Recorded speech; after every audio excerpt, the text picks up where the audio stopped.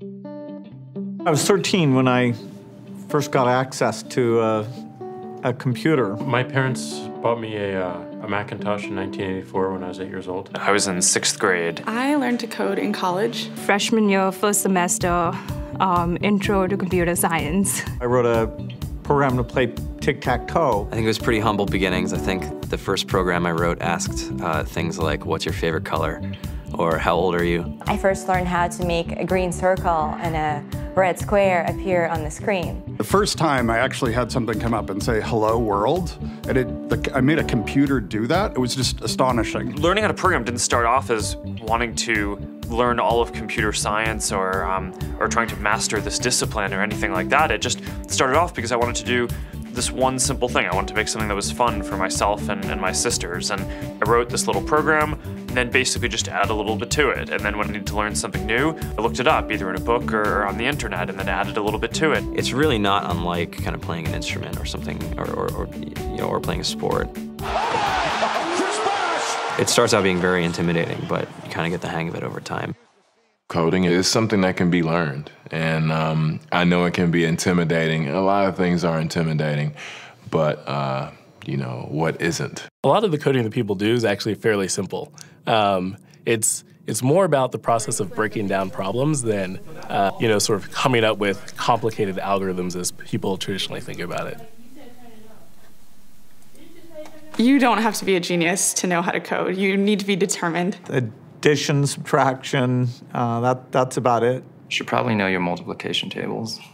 You don't have to be a genius to code. Do you have to be a genius to read? Even if you want to become a race car driver or play baseball or build a house, all of these things have been turned upside down by software. What it is, computers are everywhere. You want to work in agriculture? Do you want to work in entertainment? Do you want to work in manufacturing? It's just all over.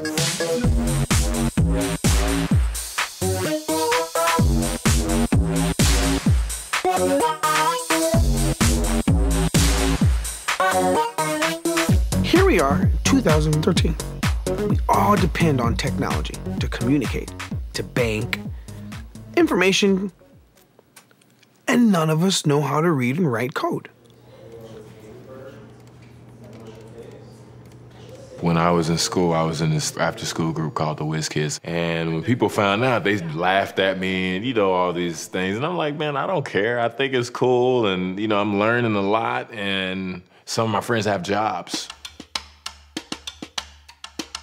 Our policy is literally to hire as many talented engineers as we can find. The whole limit in the system is just that there just aren't enough people who are trained and have these skills today. To get the very best people, we try to make the office as awesome as possible.